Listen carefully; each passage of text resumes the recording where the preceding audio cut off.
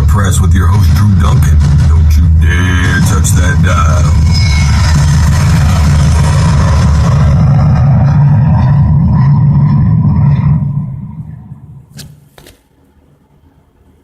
You're listening to the Full Court Press with your host, Drew Duncan. Don't you dare touch that dial.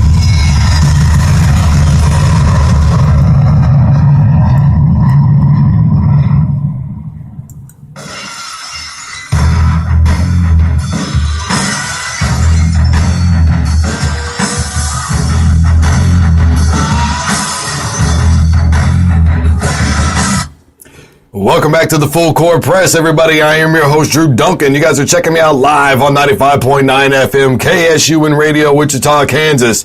Don't forget, you can always be a part of the program by tweeting me. That's at Drew Duncan 83. Of course, the official fan page of Full Court Press is on Facebook. And don't forget, you can always find me on Instagram. That's at Drew Duncan 83. See, there you go. The rattlesnake. That's what I'm talking about. I know I was kind of going after The Rock a little bit earlier, but this was the guy to me right here, man. Stone Cold Steve Austin. Man, in the gym, man, when you hear that glass break, I mean, there was nothing better than hearing that glass break, dude. You just knew.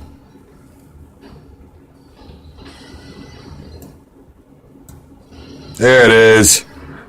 You just knew, man.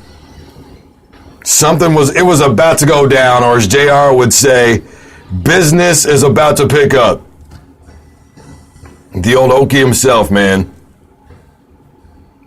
Steve Austin from Victoria, Texas. You know the guy was working on freight docks? Working on freight docks, man. Just no tolerance. I just love Stone Cold. When I was a kid, I wanted to be him so bad.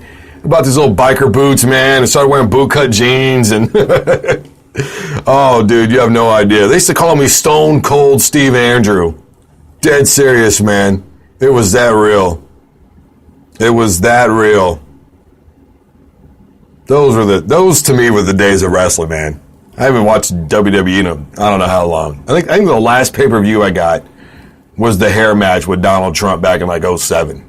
Right? Wasn't that what it was? Stone Cold was a special guest referee. Stunned the Donald. DeShone Kizer. He's the man now. He is the man. In Cleveland.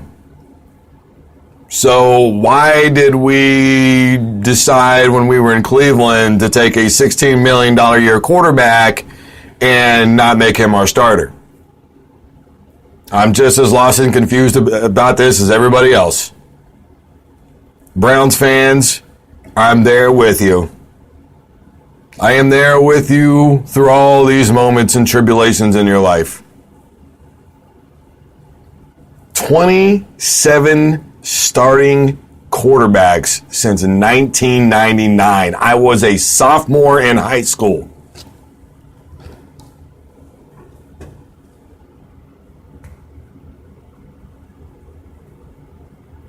In 18 years, man. 18 years. What are they going to do? I mean, are they going to give him to Indianapolis? Because they don't have a quarterback now because Andrew Luck had shoulder surgery and he's not ready to come back yet. So now what? Send him down to Jacksonville? I don't think so, Tim. Who wants a $16 million a year train wreck? Mark Osweiler hasn't done anything. I didn't think he did anything in Denver.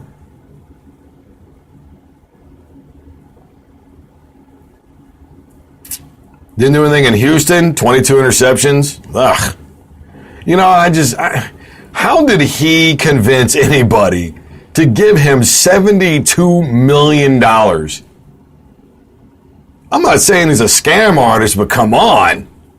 Who thought he was worth that? I didn't. Whatever, man. Yeah, I'm telling you right now, Brock Osweiler, you're seeing the end of his career come very close. Whatever contract he got that is so ironclad that people know that they have to pay that money out, that is genius. I should have been that smart. Do you know how much money I'd be making right now in radio if I was that smart? I'd be making more money than Brock Osweiler, I'll tell you that.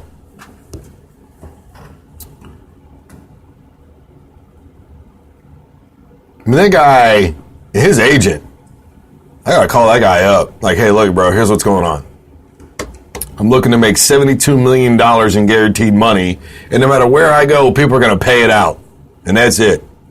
Why don't you go take care of that for me, bro? Appreciate it. Good looking out. Just think about it. Matt Stafford has got $135 million. $135 million to Matt Stafford, $72 million to Brock Osweiler. Do you even think that Matt Stafford is worth $135 million? Who thinks that he's worth that? Jeez, man, I'm telling you what. This money's getting out of control. Look at James Harden. What do you get, $230 million for 4 years? Steph Curry gets $200 million for 5. James Harden destroyed the record for most turnovers in the season. Like, nobody will touch it. Ever. But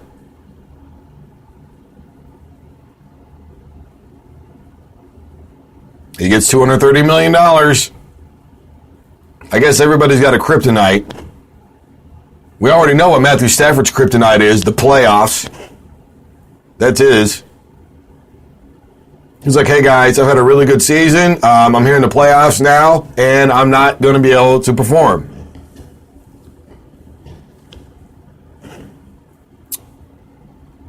$135 million to a guy who looks really good when Anquan Bolden and Megatron are his wide receivers. That's who. And Anquan Bolden, he's not there anymore. So now who's he got? Tate. See what happens, man. I'm telling you right now, Matthew Stafford getting $135 million is like me getting signed to the Detroit Lions and getting $135 million. No, it's okay, bro. Look, all joking aside, I think Matt Stafford is actually a hell of a quarterback. I really do. Unfortunately, he just, in the playoffs, you're playing against the elite no matter what. When you're in the playoffs, you're only playing against the best. And I think the big part of the problem has been that the NFC North just hasn't been that good, right? It just hasn't been that good. Green Bay and Detroit have been kind of the teams. Chicago hasn't done anything. The Minnesota Vikings look good every year. They haven't done anything. And they don't have Adrian Peterson now, the league's leading rusher. So what do you do? What do you do?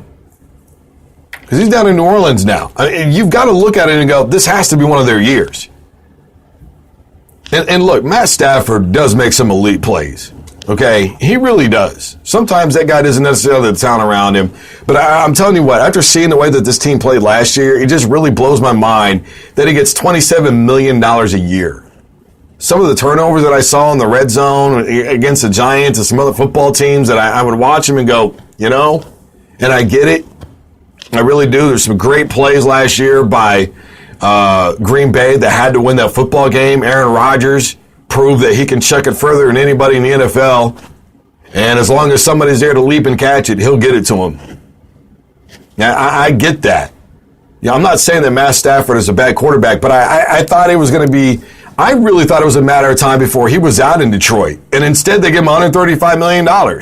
I guess nobody's perfect in their predictions. See what I told you earlier. In top 25 polls, this is why right here, folks, because nobody's perfect in their predictions.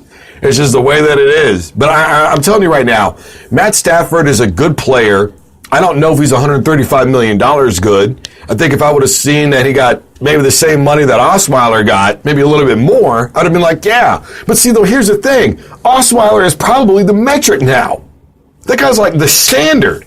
People are going to, from now on, every quarterback is going to go, but dude, Brock Osweiler got $16 million a year. That is going to be the metric for every quarterback. And they're going to go, if you're willing to give him $16 million a year, well, what do you think you should give me, bro? He's the new metric. Thanks, Houston. And when I say that, I mean the Texans. Thanks, Texans. I appreciate it. Thank you, Osweiler's agent, because you just raised the money level for every quarterback in the country. You know, there's been a lot of reports coming out lately over the last few weeks, over the last couple of months, especially when Harden and Curry and all those guys started getting $230 million deals.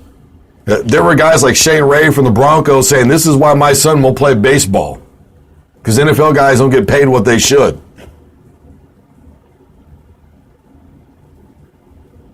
Brock Osweiler set a bar that is insurmountable. There's no turning back now, man. And now what do you do with him? You're going to keep a $16 million bench warmer on your team. Why wouldn't you at least start him for? And I'm telling you right now, yes, Kizer looked good. But I think with me, what we're going to find out really quick is either Notre Dame as a team was not that good and Kizer was that good, or Kizer wasn't the leader that everybody thought he was, and Notre Dame is actually better off without him. I mean, we are seriously about to find out. You know, Hugh Jackson was trying to justify this yesterday, and I just really felt like he was just kind of going back and forth, and he didn't really know how to explain it.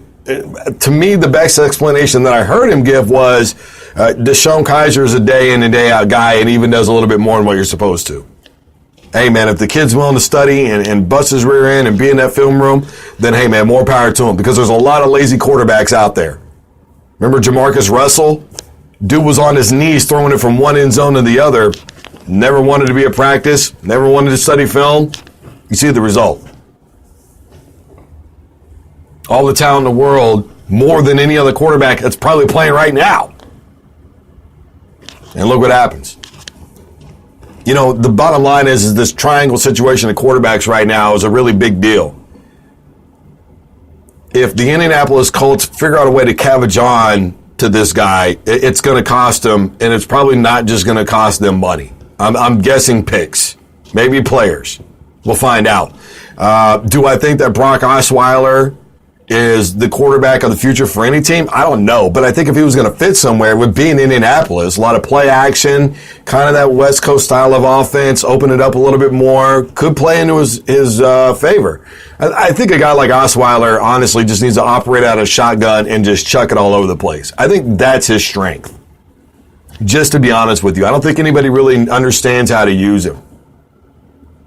You got to really spread him out, allow him to use his size to look over that big offensive line, let him use his arm strength and somewhat mobility to kind of move things around, you know, and just spread the field out and go. Just light it up. To me, that's what you've got to do with him. And I think everybody's trying to balance this kid out, and it's just not the way that he plays football. I think if he got to Indianapolis, he would see a little bit more of that, and I think that might be better for him. Do I think he'll be a great quarterback down there? No, but I think he'll be good enough in the absence of Andrew Luck. And by the way, Andrew Luck, another reason why I don't buy into preseason anything. I'm just saying.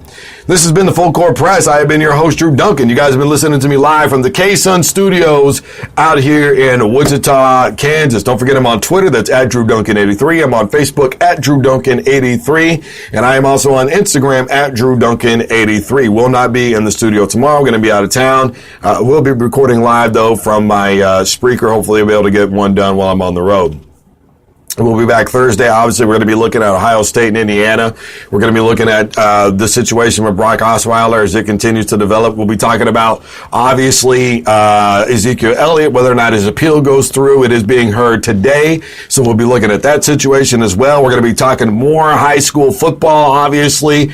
We've still got Heights to look at. We've still got South to look at and some other teams. So you want to stay tuned for that. And then, of course, Friday, we're going to be discussing all the big games that are going to be coming up on Saturday. Alabama, Florida State, Michigan, and Florida. And then, of course, we're going to be looking forward to Lane Kiffin's debut as the head coach at Florida Atlantic. Will he be able to do more there than even the great Howard Schnellenberger was able to accomplish? Remember, when Howard Schnellenberger was there as a head coach, coached the youngest team in history to a bowl victory. Finished his career 6-0 in bowl games. Phenomenal job. By the way, that was the first person that Lane Kiffin saw. We had the great Howard Schnellenberger on this program before. Loved absolutely every minute of it. This has been the Full Court Press. I am your host, Drew Duncan. We're live from K-Sun Studios. Don't you dare touch that dial. You're listening to the Full Court Press with your host, Drew Duncan. Don't you dare touch that dial.